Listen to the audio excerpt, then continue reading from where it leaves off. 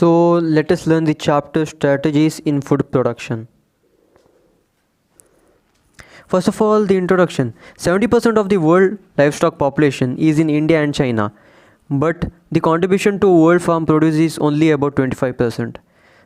The next topic is animal breeding. There are two types of animal breeding: inbreeding and outbreeding. In outbreeding, there is outcrossing, crossbreeding, and interspecific hybridization. In inbreeding, what is inbreeding? It is mating of closely related individual which is of the same breed for 4 to 6 generation. And what is outbreeding? Outbreeding is the breeding of unrelated animals but between the same breed which have no common ancestor for 4 to 6 generation. And this is actually the definition of outcrossing. And what is the definition of crossbreeding is between different breeds, and interspecific hybridization is different species. Outcrossing is between the same breed, whereas crossbreeding is between different breeds, and interspecific hybridization is between different species. Now next topic is moit. What is moit? Moit is multiple ovulation embryo transfer. A cow is administered with hormones which is like FHS, follicle stimulating hormone, which induces follicular maturation and superovulation for 6 to 8 eggs at a time is produced. Now the fertilized eggs at 8 to 32 cell stage, when the eggs get fertilized and reach 8 to 32 cell stage, it is recovered non-surgically. It's not recovered surgically, it's recovered non-surgically and transferred into surrogate mother. Next topic is fisheries. Fisheries, there are two kinds of fisheries. One is freshwater and marine water. Freshwater, catla, rohu, common carp, and marine hilsa, sardines, mackerel, and pomfret. In freshwater, all of the fishes start with C, R, and C letter, but in marine there is no C, R, or C starting with that. The next topic is steps in plant breeding. So there are 5 steps in plant breeding. One is collection of variability. Second one is evaluation and selection of parents. Third one is cross hybridization among selected parents, and fourth one is selection and testing of superior recombinants, and fifth one is testing, release, and commercialization of new cultivators.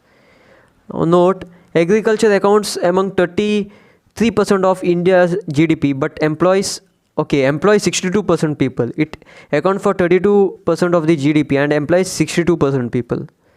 Development of the high yield varieties of wheat and rice in mid 19th century, which led to dramatic increase in food production in India, and that is called Green Revolution. Okay, the next topic is about wheat and rice. In 1963, there are 2 varieties of high yielding semi-dwarf varieties of wheat, which is called Sonalika and Kalyan Sona. Those are high yielding and disease resistant semi-dwarf varieties of wheat, which were introduced to India from Mexico. The semi-dwarf variety of rice is IR8, which is from IRRI. The full form of that is International Rice Research Institute from Philippines, and Taichung Native 1 from Taiwan, which was later introduced in India in 1966. All of these events took place in 1960s, 63 and 66. Later, better yielding semi-dwarf varieties of rice, Jaya and Ratna, were developed from India. Okay, next topic is sugarcane. See, there are 2 kinds of sugarcane which were found in India. The one which is found in North India is Saccharum barberry, and another one which is found in South India is Saccharum officinare. Here the problem with Saccharum barberry, it is of poor sugar content and yield, but Saccharum officinare has thick stems, high sugar content, but did not grow in North India. It had all the character, but it did not grow well in North India.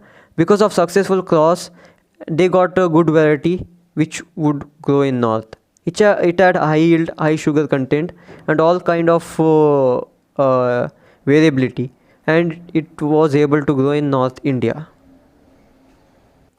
Okay, next we will discuss about millets. The kinds of millets are maize, and jowar. Maize is also called corn. Varieties developed resistance to water stress, these millet varieties. Okay, next is diseases and resistance to that. the crop variety and resistance to the diseases. These are the crop, and this is the variety and disease which it is resistant to that. What I wrote here in red ink is the kind of mnemonics which you can remember to kind of remember all of this stuff over here. And first one is wheat. Wheat is the variety of himgiri, and it is resistant to the disease leaf and stripe rust and hilburnt. See, first of all, wheat, in a sense, if you remove W, it comes heat, and over here snowfall is required to escape heat, so it's himgiri, and himgiri is the name of a hill, that is hilburnt. Wheat, heat, himgiri, hilburnt. Snowfall is required to. Okay, what do we tell snowfall in Hindi? That is himgiri. Brassica. Brassica Pusa swarnim, also called currant rye, and it is wheat rust. See, brass looks like sona, and this is Pusa swarnim, which is also called sona, and so sona is resistant to rust. Brass, swarnim, rust. Okay, next one is cauliflower. Cauliflower is also called Pusa subra and Pusa snowball K1, and it is resistant to the disease black rot and curl blight, and also black rot. Same thing, curl blight, black rot. See, first of all, see, cauliflower looks like a snowball, so it is Pusa snowball. And you know, when cauliflower, if you call cauliflower as cauliflower, it is resistant to black rot over here. Cauliflower is black, so it looks like black rot. And but Suba, in a sense, morning is better than black, that is darkness, so that is Pusa subra. Now next one over here is cowpea, which is the variety of Pusa komal, and it is resistant to bacterial blight. See, let us name this cow as Komal, and Komal is also called light. Here, this is the mnemonic. Komal, light, bacterial blight. Chili, Pusa Sadabar, chili mosaic virus, and tobacco mosaic virus, and leaf curl. See, if you go to a North Indian restaurant or Punjabi restaurant and ask somebody what is special today, they tell it is chili sadabar. In a sense, chili is everywhere. So chili, Pusa sadabar, and all of this. See here in mung bean, resistant to yellow mosaic virus and powdery mildews were introduced by mutation. All these resistance were induced by mutation, that too which is yellow mosaic virus. See, resistance to yellow mosaic virus in bindi, which is also called Abelmostras aesculatus, was transferred from wild species and resulted in new variety. In a sense, same thing, I wrote in the short form of that. Abelmostras hystericus, called Palbani Kranti. Okay, next one, the same thing, but insect pest and its resistant. These are all the kind of varieties, and here this is the mnemonic of that, all of this. Brassica, also called rapeseed mustard, variety of Pusa gauro, and insect pest which it is resistant is aphids. So the mnemonic for that is boy gauro must stop taking afif, which is also called a drug. Must stop mustard seed. Must stop boy, brass, gauro, Pusa gauro, must stop, same thing. Aphids, afif. Next one is flat bean. Pusa sem2, Pusa sem3, and Jessids, aphids, and fruit borers are the insect resistances. So the mnemonic for that, if you want a flat belly in a sense, the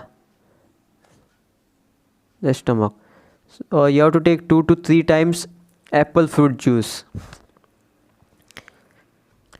You have to take 2 to 3 times apple fruit juice. Here, flat belly, flat bean, Pusa sem2, 2 to 3 times. Apple fruit juice, apple aphids, fruit borer, Jessids juice. Okay, next one, okra, which is also called bindi. It's the variety is Pusa swarnim and Pusa A4, shoot and fruit borers. Swarnim ka mahina, you know what is sorry, not swarnim, sawan ka mahina. I hope you know what is sawan in a sense, rainy season. Sawan ka mahina, season. In in that 1 month there are 4 weeks and you have to eat only veg food at that time. So Pusa Savani Savan, and in 1 month there are 4 weeks, so Pusa A4, and eat only veg food at shoot and food bonus. And little okay, okra, bindi. Okay, there are some kind of crucial things which you need to know. That is, hairy leaves associated with resistance to insect pest. Example, wait, hairy leaves are associated with resistance to insect pest. The kind of insect, the plants which are resistant to insect pest have hairy leaves. So example for that is resistance to Jesuits in cotton and cereal leaf beetle in wheat. Resistance to Jesuits in cotton and cereal leaf beetle in wheat. In wheat, solid stem lead to non-preference of stem by sawfly, and smooth-leaved and nectarless cotton varieties do not attract bollworms. High aspartic acid, low nitrogen and sugar content in maize to resistance in maize and stem borers. Thank you. I have some questions which you need to try. One is this one. This is another one. This one, this one, second part of that is animal husbandry. This one, and this. These are the answers to the questions.